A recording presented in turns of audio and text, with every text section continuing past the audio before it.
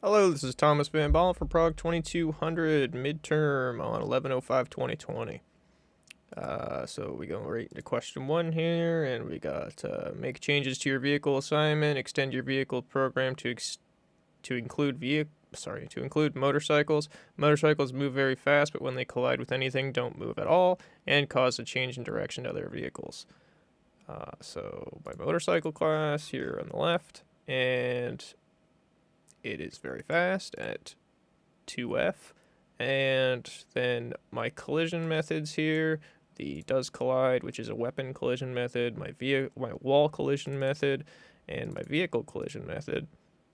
So in all of those, speed is set to 0, and which stops the vehicle, stops the motorcycle. And then in the vehicle collision, we can see that we rotate the other vehicle by 180 degrees, thus changing the direction of the other vehicle. And hopefully I can give you a demonstration. Oh, look at that. So the motorcycle is green, the land vehicle is red, it's just a car there, and then the plane is blue. If the car hits the motorcycle, it will turn 180 degrees, as you just saw it doing that little pinwheel thing, and we can, yeah. Oh, there, it just bounced off from there. Alright, moving on. 10%. SAMs. Surface to air missiles. SAMs start on the ground and go up, then down. Let's just go right into here. This is my SAM weapon. As you can see, it extends weapon. It's got a strength of 100, so it can kill a vehicle in one hit or obliterate them. SAMs start on the ground. It's when a SAM is created, it gets a new transform. When a new transform is created, if I could find transform, it creates 2 new vector 3s. When 2 new vector 3s are created, and they are set at 0, 0, 0. So technically, it's set at 0, 0, 0, which is on the ground. Starts on the ground. Well, technically, if the surface to air missile was attached to a vehicle, it might not start on the ground. It would start wherever the vehicle is. So, but I did create a simulation class that holds land weapons, and those will start on the ground, and that is where my SAM is. A SAM collision explodes, erasing or obliterating a plane or any other vehicle. As my SAM has a strength of 100, if it does come any distance from a vehicle, it will destroy it. I can prove that to you or show that to you in the simulation. So start on the ground, then go up, then down, or only up, whatever you want. So it starts with a distance traveled of 0, has a max distance of 10. What it does is it'll travel that 10, and then realize it's at max distance, flip the speed around, and then travel back 10. And then once the distance traveled is less than -1, then it destroys itself. So it has hit the ground, and nullify makes it harmless, which is the next line. If when a SAM hits the ground, it explodes and is therefore harmless. And that's what this nullify does after distance traveled is less than -1. Alrighty. We can show you that too, I guess. So, these are my vehicles. If I were to press F4, I think. 1 minute here. I had to make some modifications for testing, which just gets rid of these meshes, because for whatever reason they cause issues. I think it's the static mesh loader method. It's just not very well programmed. So yeah, we'll allow our mesh now, and so we should be able to see our surface to air missiles. And that pops up there. If we click F4, Now a cube is a surface-to-air missile. It starts on the ground, goes up 10, comes back down. If it touches anything, that thing will be destroyed. Just wait for something to touch it here. Jeepers. Oh, there we go. It took out the bike. It will take out that plane and the car, but oh, there go the car. We'll get that plane. Maybe we won't. Maybe we'll ignore it for now. Alrighty. Alright, question 3 here. Add a button or key. Add a button or key that adds a motorcycle in a random location. Alright. So I have the simulation class, which is an extension of dummy game. Probably not the best way to do it, but dummy game was working, and I didn't want to go through how friggin' dummy game worked because it is a mess. Alright, so simulation, scroll down. Input down here is simply a GLFW key callback, and returns actions based off of what is sent here. So if I just show that, we get the invoke with all its options. When F1 is pressed, we add car. When F2 is pressed, we add a plane. When F3 is pressed, we add a motorcycle. When F4 is pressed, we add a SAM. When F5 is pressed, we clear the scene of renderables, clear the vehicles, and clear the weapons. This renderable is another interface I made for replacement of game item. But again, too much work. Wasn't worth it. Oops. My bad. Skipping along here in my... Alright, add buttons. So yes, those are the buttons. The add car was to add a motorcycle. So we'll look at the add cycle command here. So it creates a new vehicle, sets the position of that vehicle to be a random position, which is just this function down here, which gives it a random XY and a Z of 0.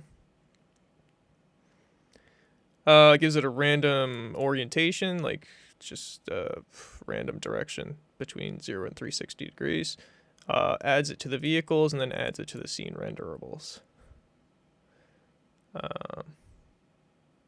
And that's the add cycle, add plane, add car, and add SAM are all very similar.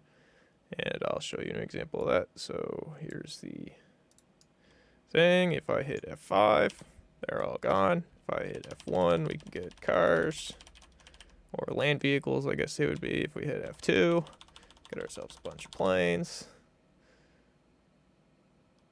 And if we hit ourselves F3, we get a bike that moves until it hits something, and then it stops. And we can just get a mix of them all. Oh, and get some glitching going on there. Alright, so add a button or key that launches a SAM from a random surface location. Simulation. Oh, that's my note. So I've added a SAM as well. I just highlighted it, but I played the game. So SAM is simply F4. Hit F4, and we can destroy. And we've taken out everything.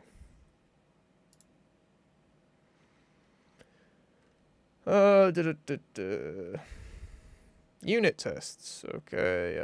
Show your collision code unit test providing that the range of your collision.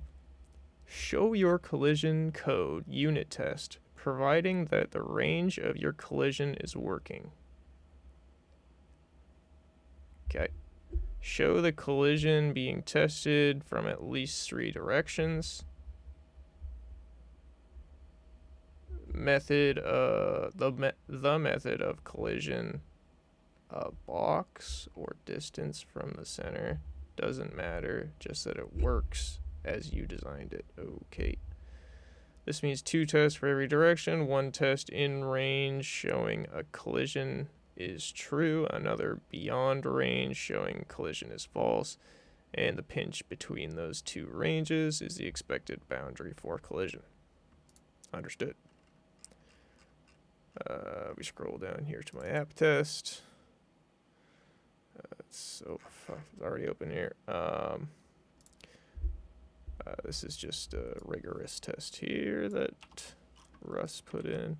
So we've got, and I do have to, not my design, remove these meshes so that my tests work.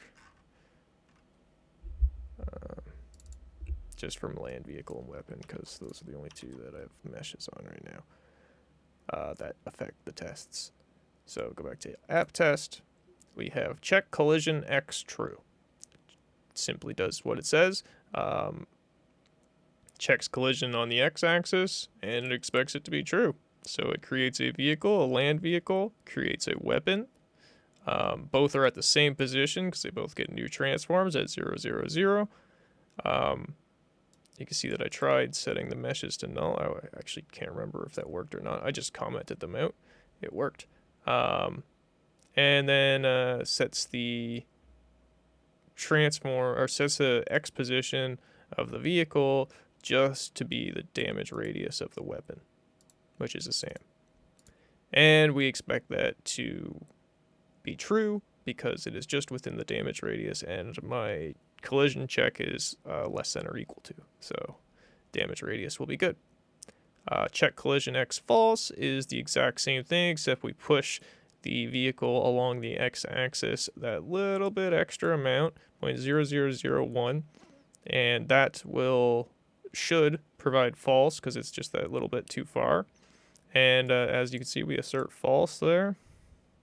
Again, that's with the land vehicle and a SAM. Excuse me.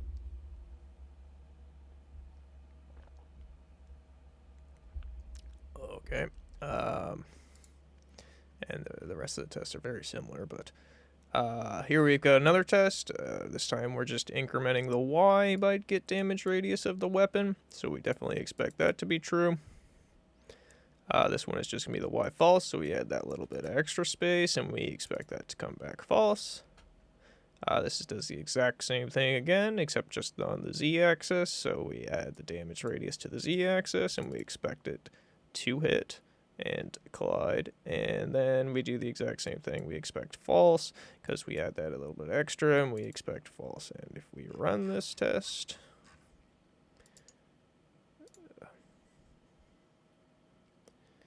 you can see that they all come back perfect.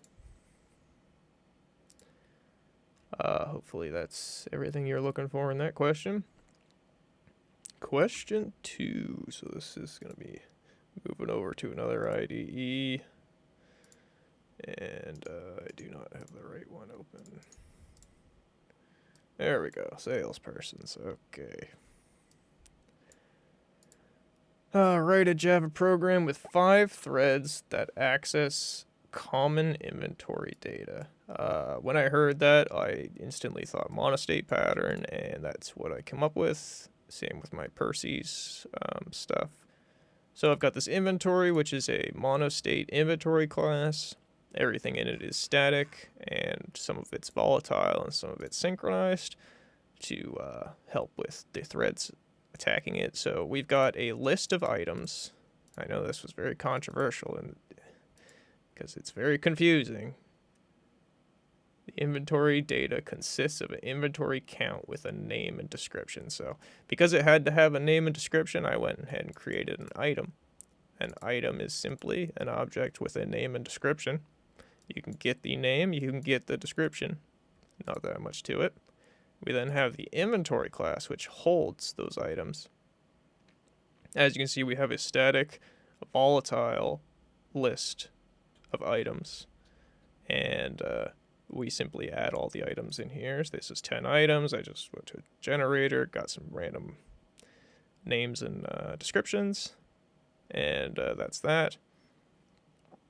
This value up here, this other volatile one, is the ID of the salesperson that was last to sell an item. And that was to prevent, I know that Russ did say that it was okay for thread 0 to sell more than one item in a row, but if you ran it any faster than the 1 second delay, which I'll add in here, if you ran it any faster than that, then thread 0 would just sell everything. I think that there might be something I saw. So I added in this ID check so that the salesperson, when they go to sell an item, they check the ID first. So we have this salesperson. Salesperson extends thread. Salesperson has an ID, which simply counts up off this ID count.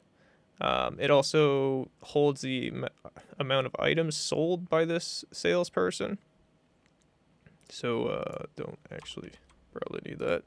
And so this is the starting. When we're starting, it just goes and checks to see if our main program is running. There's another volatile static variable here called running that just lets everything know, or lets the whole simulation know when the simulation should be running or not. So while main.running, if inventory.sell item ID, so if we are able to sell an item, then we increment our item sold. And if we look at the sell item method here, it is a synchronized method so that we don't get issues with different threads calling it at different times or at the same time. It takes an ID of the salesperson doing the selling. Again, just to prevent them from buying it more than once, because I was getting sick of seeing thread 0 just sold most of everything. It then checks the size of the array to check if there are any items left. If that size is greater than 0 and the ID is not equal to the ID coming in here, so we weren't the last to sell it, then we can continue. Simply what we do is we pick a random item out of the list. We then wait 1 second, and then we remove the item from the list. So this 1 second is its, your selling time, doing stuff. This exception is ignored, but that's because I didn't want to be informed every time this sleep was missed. It wasn't going to affect the program, so that's why I ignored it. Then it removes the item from the list, sets the last to sell to this seller, and then prints out that the salesperson had sold that item, or thread blank has sold blank. And then simply just this items left method, which just returns how many items are left in the items list.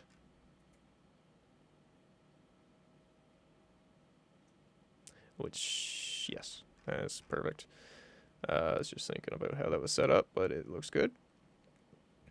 So 5 threads. So if our salespersons are threads. Here's our 5 salespersons in our simulation.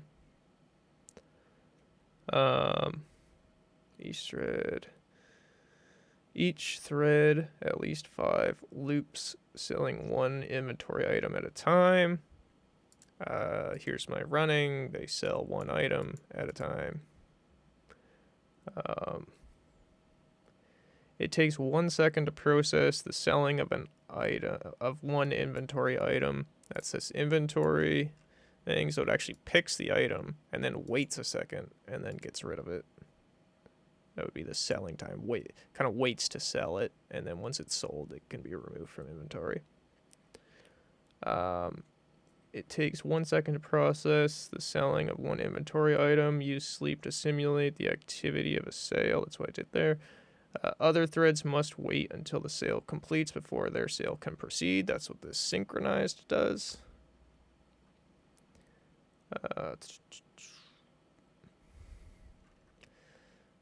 Use an inventory class that maintains the inventory data and ensures only 1 item is sold at a time.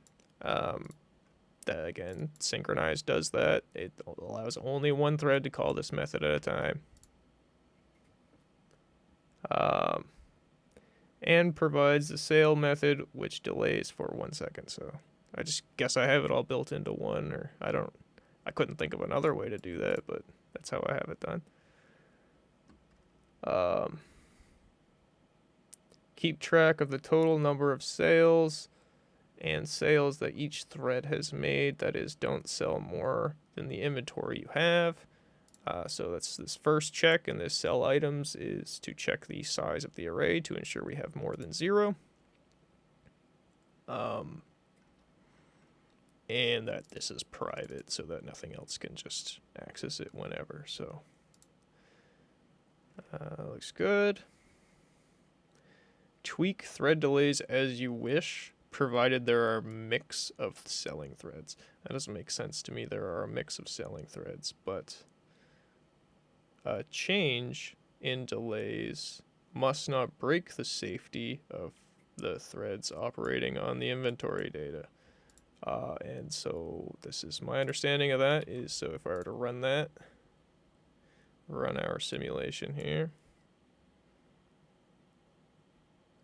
see that our simulation starts, we start with 10 items, it then tells us which thread has sold what until the very end, when each thread tells us how many items they've sold, and then it totals that up and ends the simulation.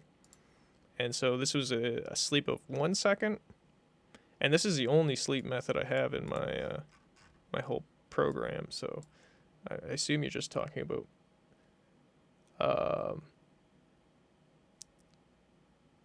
selling threads, but do not change, must not break. Okay. Tweak thread delays. Okay, yeah, so you could tweak this all you want. Put that down to 1. And the simulation just performs really quickly.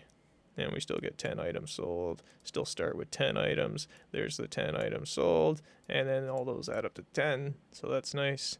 You put that up to 5 seconds. And again, nothing's going to change. You could probably get rid of the sleep method altogether. I haven't tried that. Let's do it.